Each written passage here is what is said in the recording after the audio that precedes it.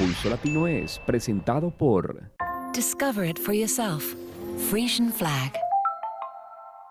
Esto es Pulso Latino con Alejandra Forero. Hola, les damos la bienvenida a una emisión más de Pulso Latino. Gracias por su sintonía. Soy Alejandra Forero y damos inicio a nuestra emisión con noticias locales. Hoy, como todos los lunes, hacemos un recorrido por los hechos más importantes que se registraron durante este fin de semana en las calles de Aruba. Iniciamos con la detención de 4 jóvenes que fueron encontrados con posesión de arma de fuego. El cuerpo policial estuvo patrullando el área de San Nicolás y vio un auto sospechoso.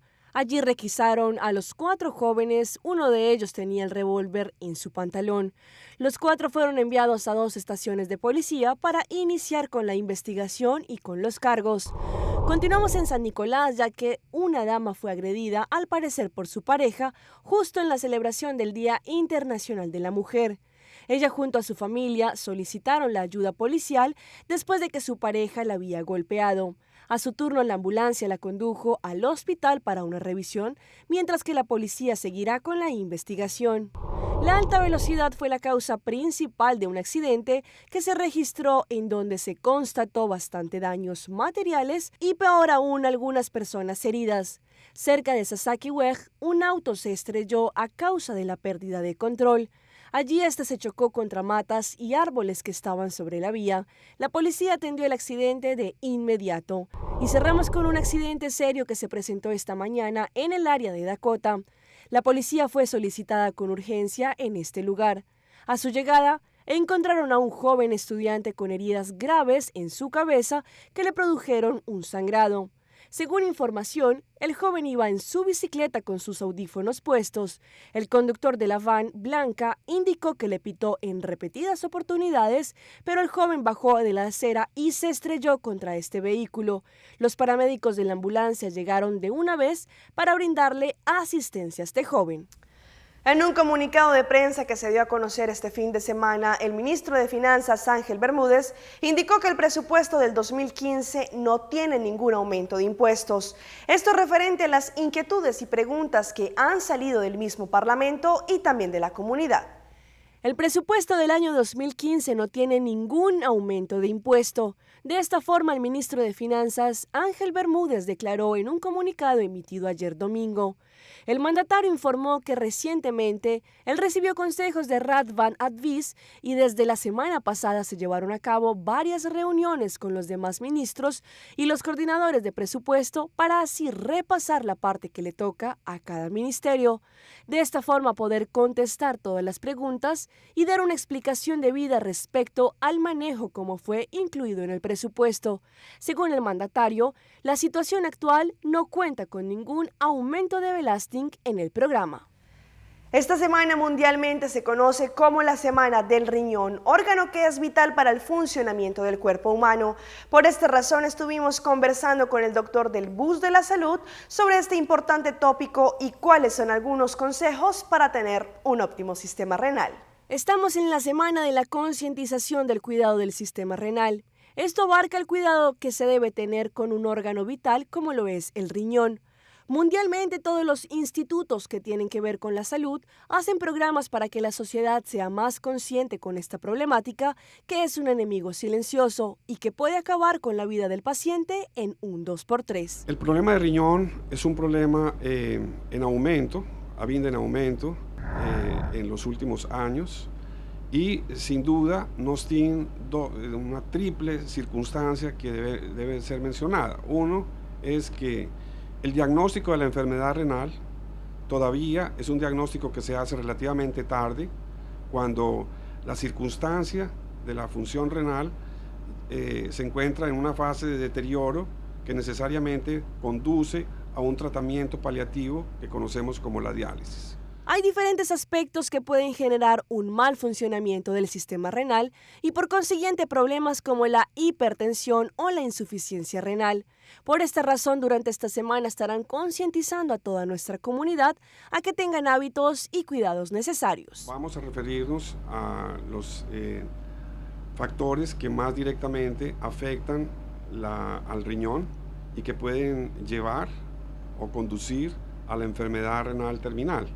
Esos factores son básicamente la hipertensión arterial no controlada, la diabetes mellitus, la diabetes tipo 2 o tipo 1, el aumento de colesterol,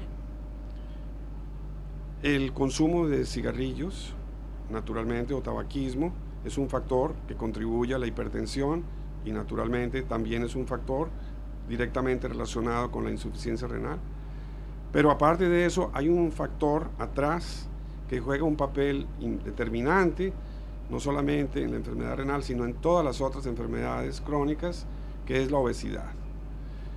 Entonces, el mensaje de todas las organizaciones de salud en el mundo es que el control de estos factores de riesgo es la mejor forma de prevención de la enfermedad renal, que finalmente es la expresión de un daño y de un deterioro sumamente importante de la calidad de vida del paciente. El doctor Luis Arango nos deja algunas recomendaciones importantes en el campo del sistema renal, ya que a medida que pasan los días, este tipo de enfermedades podrían traer consecuencias fatales para nuestra salud. El cuidado y protección del riñón comienza naturalmente con el consumo racional de alcohol. Este es una condición básica para la prevención de la enfermedad renal.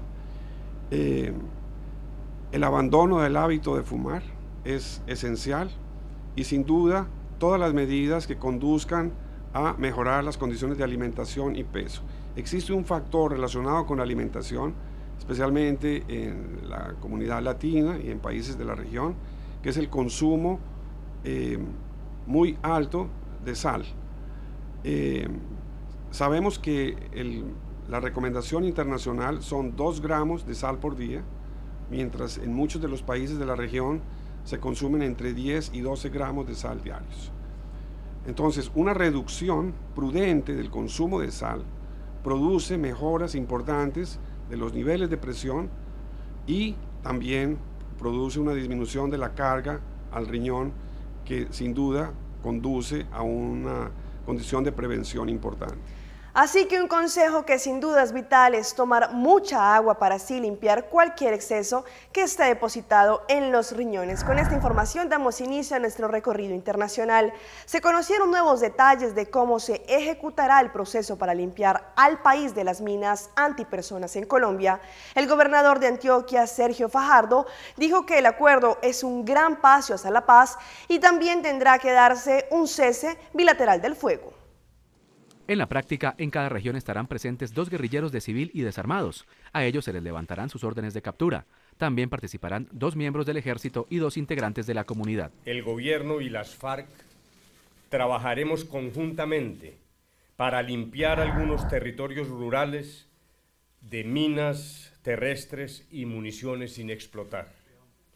Esas minas que le han quitado el sueño de vivir a miles de personas en nuestro país. Para los trabajos de desminado se priorizarán los sitios de mayor afectación y que generen más riesgo para la población.